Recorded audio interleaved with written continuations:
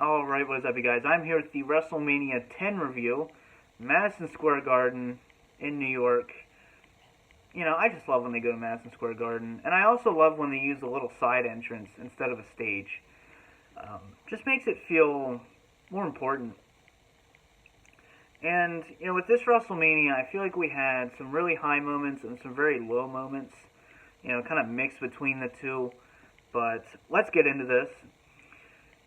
I have to mention America the Beautiful, sung by Little Richard. It is the most obvious lip sync you'll ever see. Like, go check this out. This has to be seen. But the opener, we had arguably the greatest opener of all time, Bret Hart versus Owen Hart.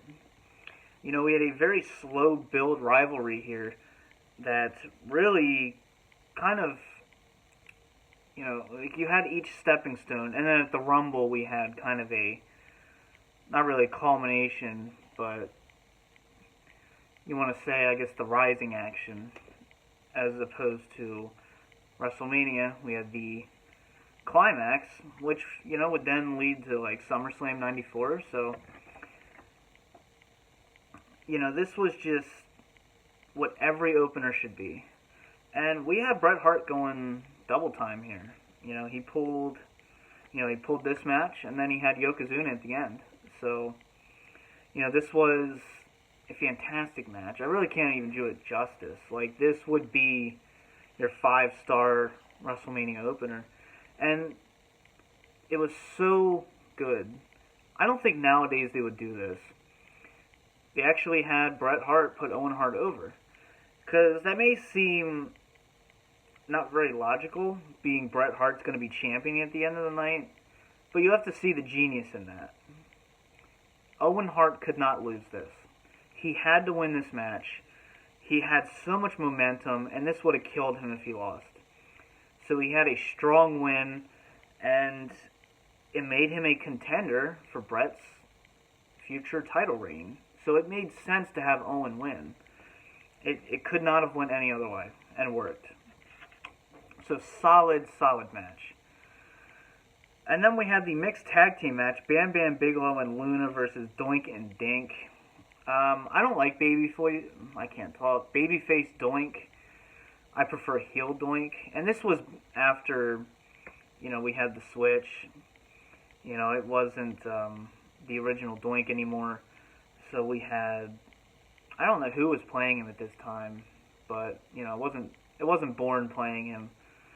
So that's kind of unfortunate. I prefer Bourne as Doink, but, you know, Luna and Dink are basically just fucking around the ring. Most of the time we have Bam Bam Bigelow and Doink.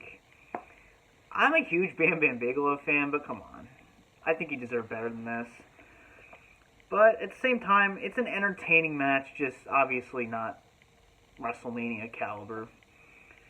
And then we have the Falls Count Anywhere match. Macho Man Randy Savage versus Crush. So, you know, this was after Macho Man, you know, he had pitched a Shawn Michaels storyline, like a 2-year program with Shawn Michaels. And because he was on commentary, Vince wanted new blood. He didn't want the old guys in the ring. Even though Macho Man could go a lot better than half the roster at the time. And so we got this, you know, his final WrestleMania match. And this isn't your traditional Falls Count Anywhere match. This is where you have to pin the person outside the ring, and then they have to get into the ring within 60 seconds after they're pinned, or else they lose. Very strange match. I'm glad they dropped that.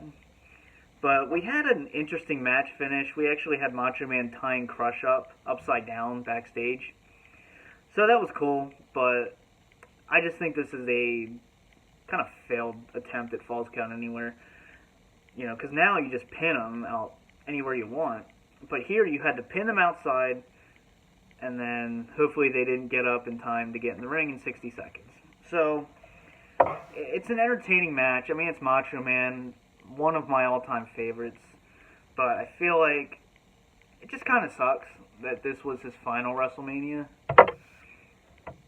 And then we had Alundra Blaze versus Lilani Kai for the Women's Championship. And this was interesting because when you look at women's wrestling now, this actually sort of resembles it. Like, this was actually a good match. And I was surprised, because you look at, like, the Ruthless Aggression era, bra and panties matches and 30-second matches for the women's wrestlers, this wasn't the case. You know, this was actually competitive, you know, and, you know, there's really not much to say about this, but it felt like an actual women's match. And even back then, women's wrestling wasn't taken that seriously. Like, it wasn't as bad as, like, the late 90s, early 2000s, but this was competitive. So you gotta give them credit for that. We had the World Tag Team Championship, the Quebecers versus Men on a Mission. Yeah, this was just, yeah.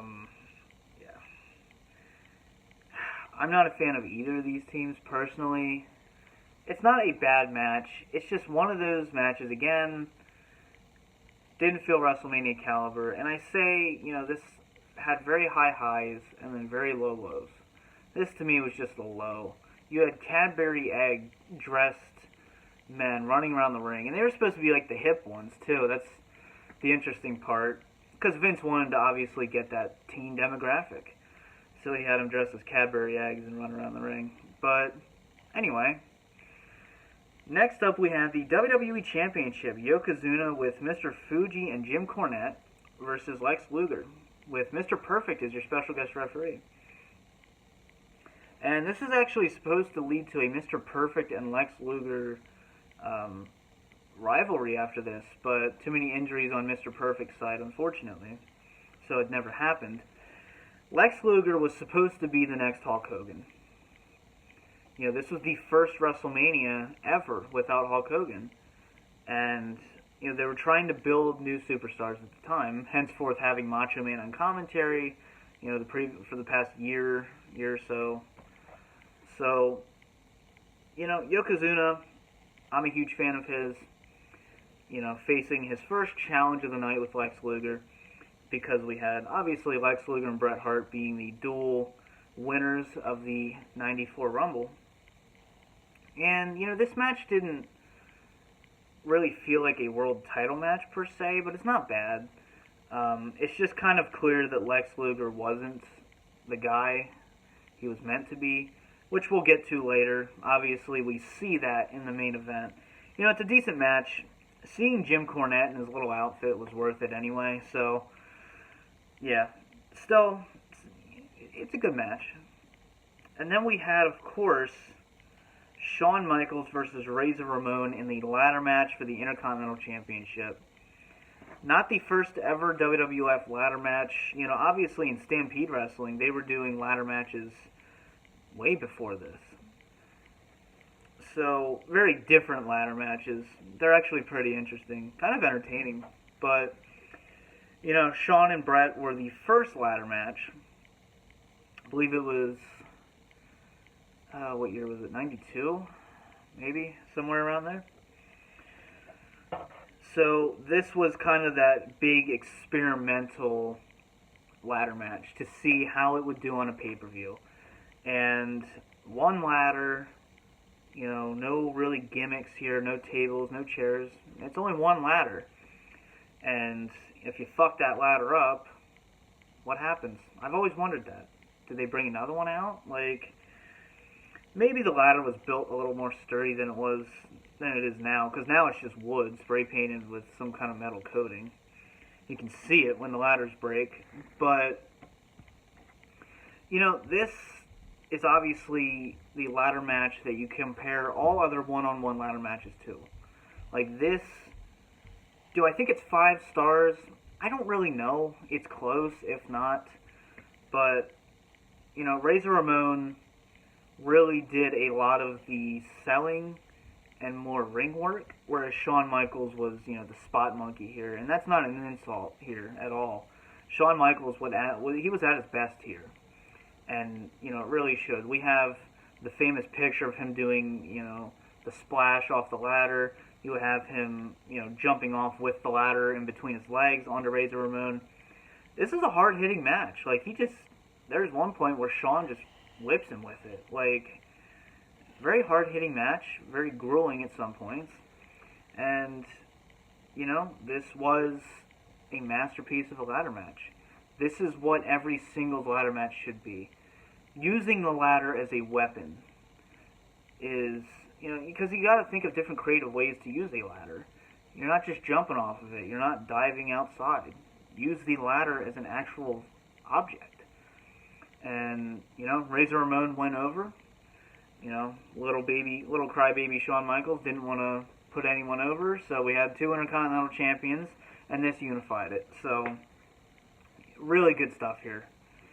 And then finally we had Yokozuna versus Bret the Hitman Hart. Special guest referee, Roddy Piper. Wouldn't have it any other way. There is no one I'd rather see in a WWF ring than Roddy Piper. Just one of my all-time favorites.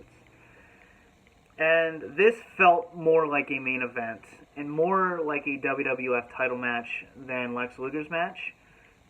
And, you know, it's very clear that Bret was the guy at the time. You know, I don't think he was ever meant to be a placeholder in 94, whereas, like, maybe, like, in 96, he was more of a placeholder, you know?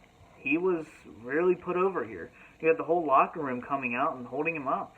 You even had Vince, you know, come out of the announce table and get in the ring and celebrate with Bret. Like, he was the new guy.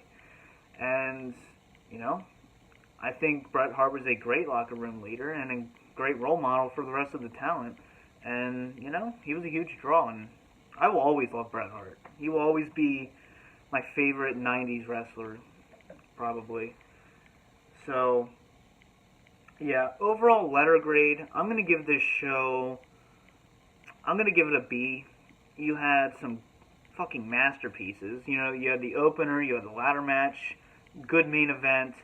But, you know, Men on a Mission and the Quebecers, you know, you had the intergender match, the mixed tag match. It's just not all that great. But you did have some masterpieces in between there. So I'm going to give this show a B. And what was actually really cool is they were actually going through every WrestleMania moment. So that was kind of cool. And Gorilla Monsoon was actually dubbing over some stuff, which was kind of awkward because it was clear that it wasn't meant to be there in those moments. But still, you know, it's a really good WrestleMania. Go check this out. Highly recommended. So let me know your guys' letter grade and your opinions and your thoughts. For now, this has been the DVD Freak. Peace out.